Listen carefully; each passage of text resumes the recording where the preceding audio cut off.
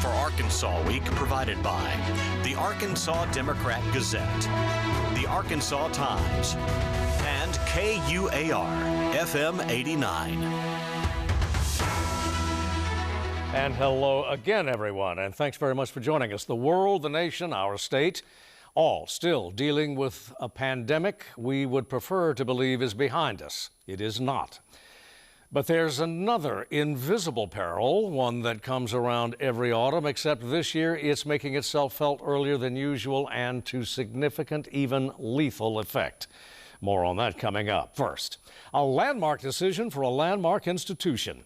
After months of deliberation, the trustees of the University of Arkansas system this week chose Dr. Charles F. Robinson as chancellor of the flagship Fayetteville campus. He becomes the first African-American to lead an institution where faculty, staff, and student diversity has long been an issue. As a professor of history, Dr. Robinson came to Fayetteville a quarter century ago and soon enough began climbing the administrative ladder, and most recently was provost and interim chancellor. He comes to us now from Fayetteville via Skype. Chancellor, thanks very much for joining us and congratulations. Thanks, Steve. Appreciate you. Thank you.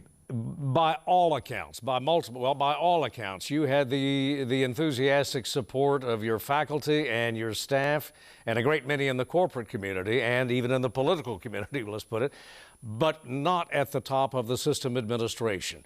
Is that going to hamper your leadership? Is that going to stymie your agenda in any way? Oh, I don't think so.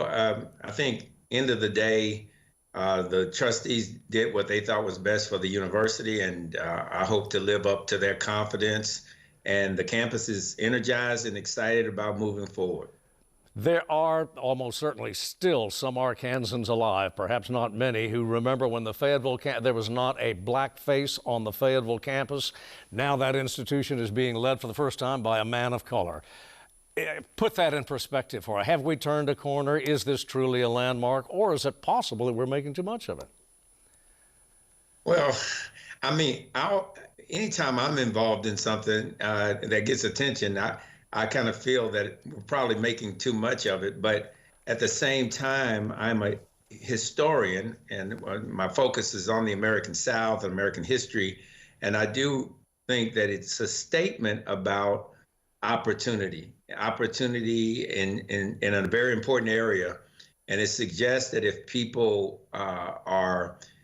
work hard enough and they are focused enough and they can build coalitions, that we could reach a day like this. And now we're in this day, and now we have to take this opportunity and help students gain greater access, success, and move on to have productive lives as citizens who give back to their communities. Can you give us a sense of your agenda, like 1, 2, 3? Do you have some top priorities that you really want to address up top?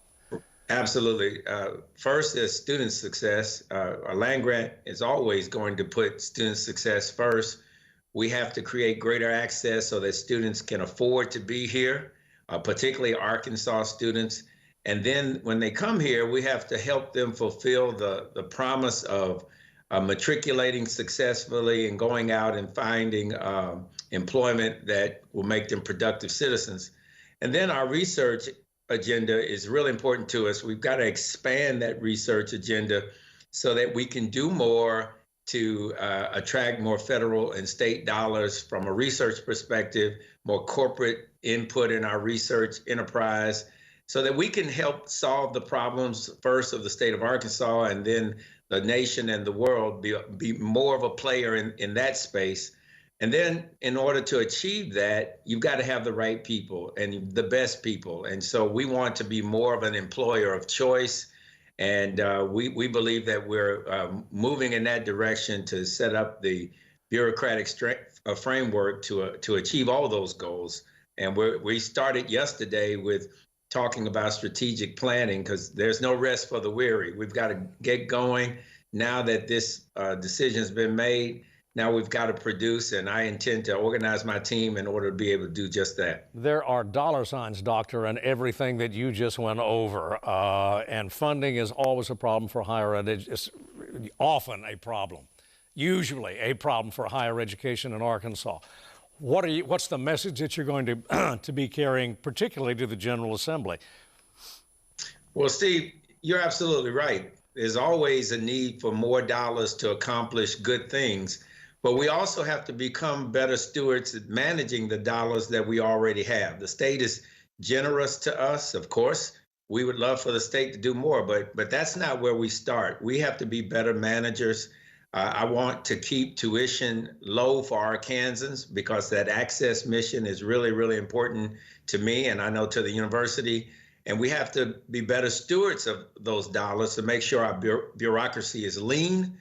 And then we need to get support from our donors, people who are committed to these issues that we raise and will get behind us and help us to better achieve them. So I think we have a lot of momentum. We have very generous donors. And again, if we do our part as administrators to manage more effectively, I think we can achieve a lot more with the support that we're receiving from the state and our donors, and of course the energy and the commitment of our students. Well, Doctor, am I hearing you say that higher ed or Fayetteville in particular has been prodigal in terms of its resources? Well, no, I think you could always do better. As Abraham Lincoln talked about becoming a more perfect union, we can be a more perfect university. There's so much more to do. I mean, administrators' jobs are to take what has been done and to see if you can tease out more and better. So I think it's a matter of us. My comment is not a criticism to the past in any way. It's just that I know that there are efficiencies that we have not yet utilized to their, or optimized.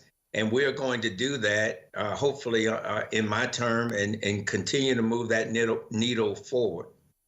Is there, sir? Well, you know that there is, I needn't tell anyone at Fayetteville, there is resentment elsewhere in higher ed in Arkansas, and especially within the University of Arkansas system, that the Fayetteville campus is the 800 or 900 pound gorilla. It basically gets what it wants, and the other units in the system have to take what's left.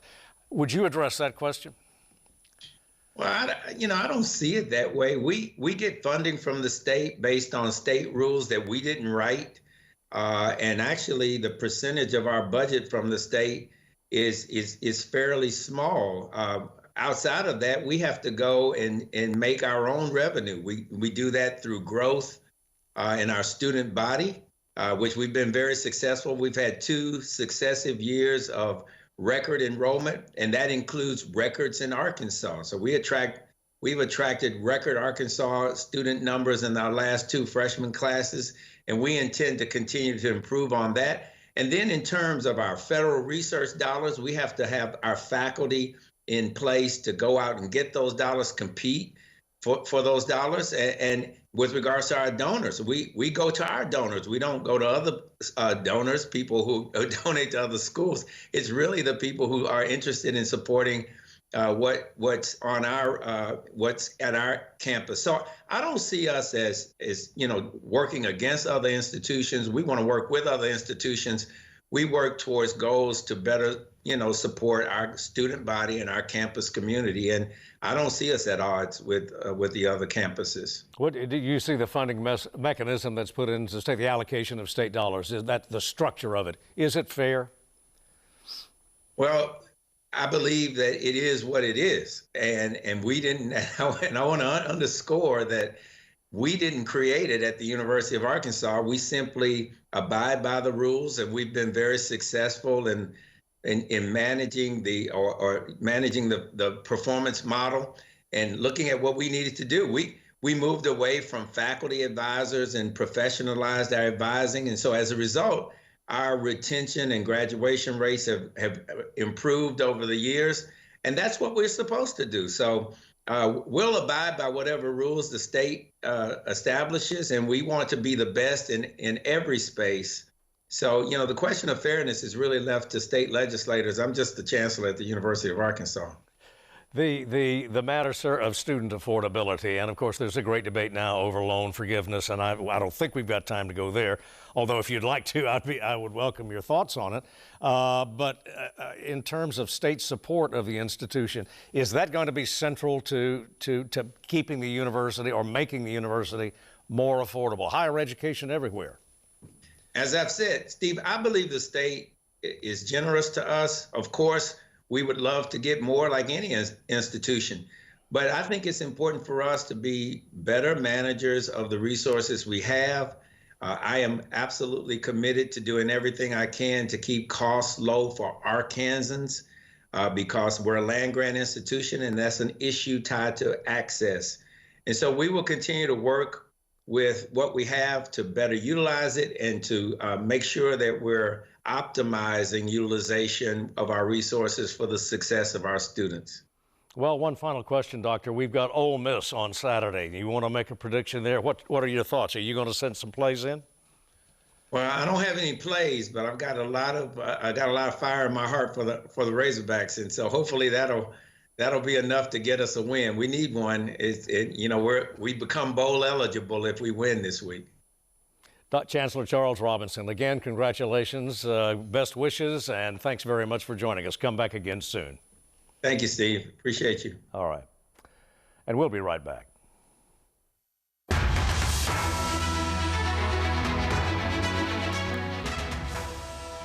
We are back. The doctors and other clinical personnel sounded the alarm weeks ago. This year's influenza season, they warned, would make itself felt far earlier than in years past, move at higher velocity, and its impact could be substantially greater than in years past. No, not COVID-19, which is still with us, but seasonal flu, a different animal or different virus. In the last 52-week flu calendar, about 30 deaths from flu in Arkansas were recorded. In the current flu season, already half that number have been recorded, and after fewer than 2 months. Dr. Jennifer Dillaha is director of the Arkansas Department of Health and a specialist in infectious diseases. Doctor, welcome back to our air. Thanks very much for joining us. The threat right now, as the clinical community sees it anyway, are you more concerned with conventional forms of flu than with COVID as the landscape shifted in that sense? Yes, the flu really has taken off like a rocket in Arkansas. We're really concerned about the stress on the health system, which has been under a great deal of stress for the last few years. Right now, in terms of outpatient visits for flu, it's 3 times as high right now, very early in the flu season compared to what we see on an average flu year. Does that go, Doctor, to the nature of the viruses that you are seeing, or are we simply not being cautious enough? Well, there's no evidence right now that the virus causes worse disease than before, although it can cause very severe illness and death. I think part of it is that people haven't been exposed to these viruses over the last few years. So their immunity has waned, and so we have a lot more vulnerability to infection and severe disease in our general population. Are you concerned, Doctor, that you mentioned it yourself a second ago, that there have been certainly stresses over the last couple of years in terms of the healthcare system, the delivery system? Are we in danger of being overwhelmed again, or are we approaching that point? Well, I think it is a consideration that we have to take seriously. Children's hospitals around the country have been inundated with patients who have the respiratory syncytial virus, which we call RSV. We're fortunate in that I think in Arkansas, we have peaked with our RSV. Time will tell if that is actually true, but we think that is the case now. But then right on the heels of that is influenza, the flu, and young children are very vulnerable to severe illness with the flu. Are you and other physicians, are you targeting certain demographics? Are there demographic imperatives at work here that really need to be mindful of the consequences? Yes, so the people who are most vulnerable to the flu are the very young, and the very old, as well as people who have chronic health conditions like diabetes or heart disease, and women who are pregnant. So those are the groups that really, really need their flu shots this year. Everyone aged 6 months of age and older is recommended to get a flu shot. Children who have not had a flu shot before, who are 8 and younger, need 2 doses 4 weeks apart. And now is the time to get started if kids haven't been vaccinated already. Now, I believe also there has been a very sad development in the last several hours. We have had, Arkansas has recorded its first pediatric death of the season. That is true. So far, we've had a total of 15 flu-related deaths in Arkansas compared to 30 that we had last year. And the last flu season before we had the pandemic, it was about 120. On a bad year, it can be close to 300. But the thing that concerns us, of course, are the young children. And unfortunately, we have recorded our first pediatric death this flu season in Arkansas. What can we immunize against? And is it possible to overestimate the value, anyway, of immunization? Are there some segments of the population that it's simply not as critical as others? Well, that is the one thing about the flu. People who are healthy without chronic illness can suffer from severe flu and die from it. It's harder to predict those people. That's why everyone needs to get vaccinated. And it's going to be really important for school children to get vaccinated because they spread the flu in the community and bring it home. And of course, it causes absenteeism from school. And we want to make sure children stay in school as much as possible because of all the school they have missed last couple of years. It's not without precedent at all, and even before COVID, that entire school systems had to be shut down in Arkansas because of the prevalence of influenza in one form or another. And that has occurred. We know that the school systems that have a higher proportion of students vaccinated have lower absenteeism at the height of flu season. And so it's going to be important for everyone to get vaccinated this year in order to dampen the spread of flu in our communities, particularly in our schools and our workforce too.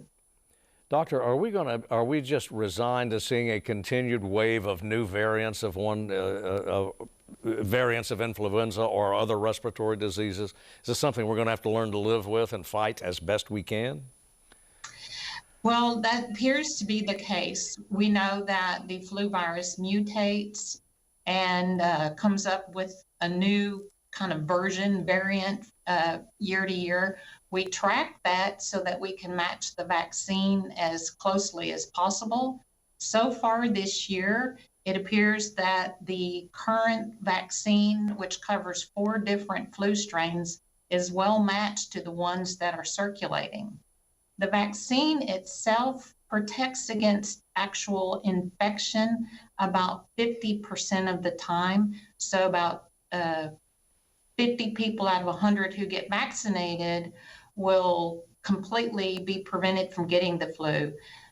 The real value of flu vaccine is that it keeps people, even if they get the flu, from having severe illness and ending up in the hospital.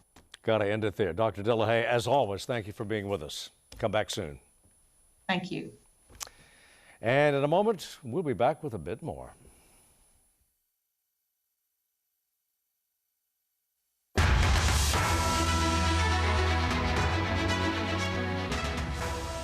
And finally, in this edition, failing to recognize and deal with emotional issues can, of course, have tragic consequences.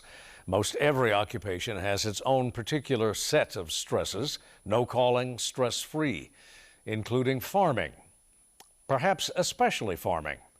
So here's this month's edition of Good Roots. I can't say that I'm still over the death of my friend he's always on my mind and stuff, always.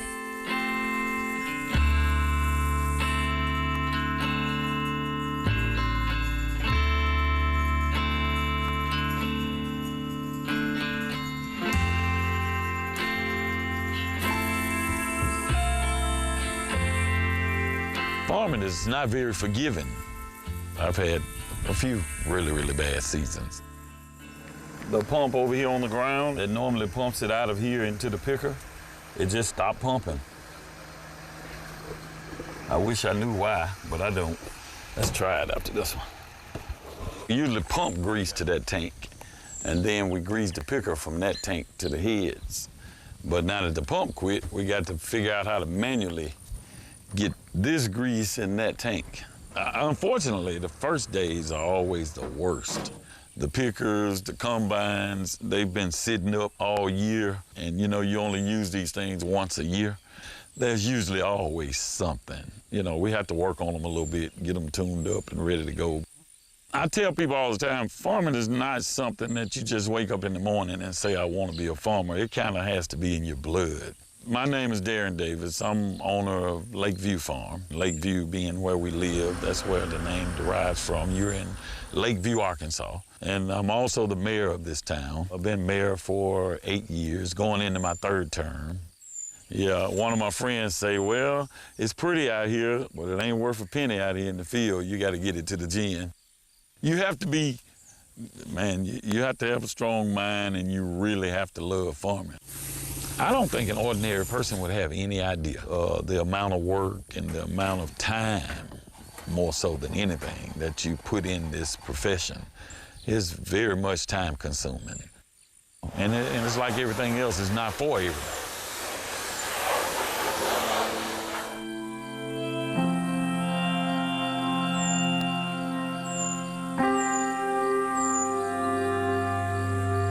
Yeah, well, in farming, weather is probably the most challenging thing. That's something, obviously, we don't have any control over. Prices and things is a challenge sometimes. Grain prices are way up this year. So as grain prices go, so does expenses. I've never seen grain prices increase and expenses stay the same. The chemical, fertilizer, fuel always rise with it. I talk to a lot of farmers, and they're able to talk to me. We talk about a lot of ways of recovering from debt and people you can go to and programs you can go to, and don't live above your means, I guess would be the short way of saying it. Farming is not very forgiving. Not a lot of family time, missed kids' ball games and activities in school. It was always kind of mom that had to do that. We were always out working because you got to make on-demand decisions, what to do here, what to do there. So it's hard to be gone and do that. When you come in from a long day of work, 8, 9 o'clock, from 6 that morning to 9 that evening, and now you all worked up and you got to try to find something to eat, you got to shower, you got to do everything. So you just kind of have to wind down. So it's normally after midnight before I go to bed every night. And normally we're up 5:30, 6 at the latest. So we don't do very much in the winter months, December, January, February. So that's when I try to get rested and get ready for the next season. I don't know of any farmer that hadn't had at least one disastrous year.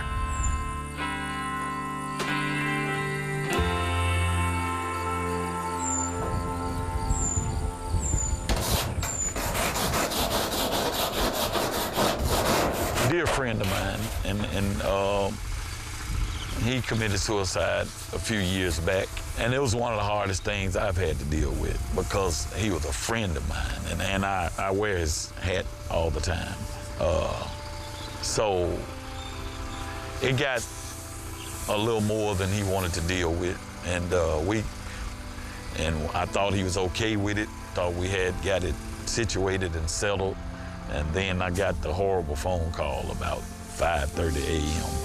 I can't say that I'm still over the death of my friend, but he's always on my mind and stuff, always. And I hear stuff that he's saying, and it kind of makes me laugh because he was a funny person. So this business will cause some tragedy and everything. And I know people say, well, why do you do it? You just do it because you love it. That's the only way I can explain it. When you start a new year, you're like, thank God, made it through this one. Let's start another one. Now, you probably would think, who wants a job like that? But most of my friends, we've been doing it for a long time. And most of my friends come from farming backgrounds. Any one of us could be gone at any given year. So it's just the nature of the beast. It's part of the business. I've heard a lot of people think about suicide, said, hey, it did cross my mind. I've had to help people. I've had to let people use tractors because they didn't have one or lost theirs or whatever the case may have been. Hey, borrow mine, do what you got to do and bring it back when you get through, and whatever you can to help them and to help them get through a challenging time. I'm willing to do it.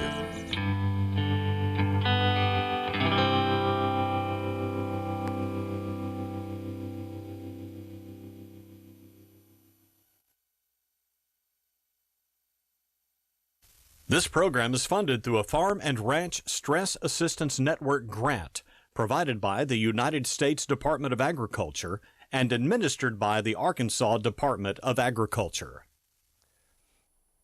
And that does it for us for this week. Another week is coming, and we'll see you then. Thanks for joining us.